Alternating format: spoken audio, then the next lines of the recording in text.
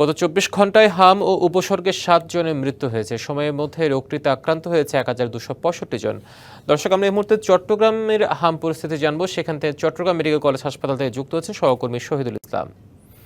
শহীদ, চট্টগ্রামে হামের প্রাদুর্ভাব কেমন দেখছেন আর চিকিৎসা ব্যবস্থাপনা কেমন দেখছেন মেডিকেল কলেজ হাসপাতালগুলোতে? কয়েকদিন আগেও চট্টগ্রামে যে মেডিকেল হাসপাতাল রয়েছে সেখানে আসলে রুগী ঠাসা ছিল বলা যায়। তবে এখন আস্তে আস্তে বলা যায় যত দিন যাচ্ছে তত হামে আক্রান্ত রোগী যে শিশুরা রয়েছেন তারা আসলে কমতে শুরু করেছেন। তবে এর ব্যাপারে যেটা বলা যায় যে আমাদের যে আজকে যে ৩ তারিখ ৩ জুন অর্থাৎ ৩ জুনের গত ২৪ ঘন্টার রিপোর্ট আমাদের সিভিল সার্জন কার্যালয় থেকে এখনও দেওয়া হয়নি, সেটা রাতে দেওয়া হয়। তো সেই ক্ষেত্রে বলা যায় ২ জুন অর্থাৎ গতকালের যে রিপোর্ট অনুযায়ী সেই হিসেবে সন্দেহজনক যে ভর্তি রোগী সেখানে ৪৩ জন ভর্তি আছে। আর এবং এখন পর্যন্ত চট্টগ্রাম মেডিকেল কলেজ হাসপাতাল সহ বিভিন্ন যে হাসপাতাল রয়েছে সেখানে ২,৩০৫ জন রোগী আসলে ভর্তি আছেন। এবং এখন পর্যন্ত গত ২৪ ঘন্টা যেটি বলেছে কোনো রোগী আসলে শনাক্ত হয়নি। এখন পর্যন্ত শনাক্তের রোগী ১৫৬ জন। তো সন্দেহজনক হামের যদি মৃত্যুর কথা বলা হয় সে নগদ নিয়ে এলো হার নামানা হার অফার। সর্বনিম্ন ১০,০০০ টাকা রেমিটেন্স নগদে পাঠালে থাকছে স্বর্ণের হার জেতার সুযোগ।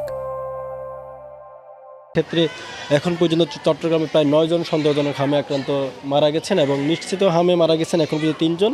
এবং নমুনা এখন পর্যন্ত যেটা পাঠানো হয়েছে ১,৩৭৬ জন নমুনা পাঠানো হয়েছে।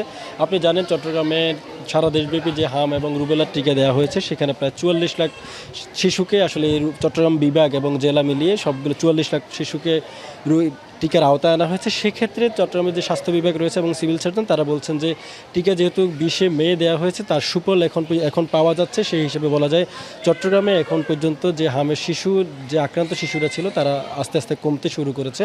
এবং আমরা আগে যেখানে দেখেছি প্রতি শয্যায় প্রায় ৩ জনের মতো ৩ থেকে ৪ জন শিশু থাকতেন, সেখানে এখন আমরা প্রতি শয্যায় ১ জন শিশু আমরা দেখতে পাচ্ছি। অর্থাৎ বলা যায় যে হাম এবং রুবেলা যে টিকা দেওয়া হয়েছিল সেই টিকার সুফল চট্টগ্রামবাসী পেতে পাচ্ছেন।